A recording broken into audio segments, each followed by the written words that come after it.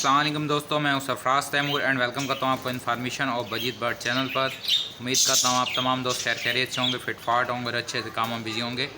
Friends, आज जो मैंने अपने बर्ड्स को सॉफ्ट फूड में कुकम्बर दिया है, खीरा, तो मैंने बोला क्यों ना आप दोस्तों के साथ भी शेयर करूँ। ये देखें, बर्ड्स खा भी रहे हैं माशाल्लाह से। ये देखें,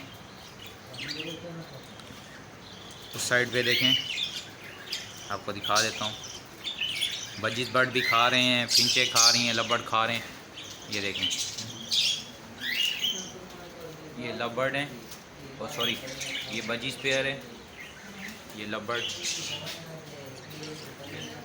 और ये फिंचे देखें माशाल्लाह से।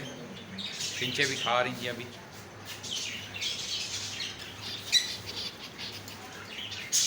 और ये कॉकटेल का पेयर, ये देखें फ्रेंड, फिंचे नीचे आ गई हैं। असल में मैं केज के करीब आता हूँ तो बर्ड्स ऊपर चले जाते हैं। फिंचे आप देख पा रहे होंगे, ये देखें। सॉफ्ट फूड को वीआईपी यानी कि कच्चा खीरा है तो बिल्कुल बेहतरीन करके यानी कि अच्छे से खा रही हैं इनको। ये लव बर्ड, बजीज बर्ड, ये देखें।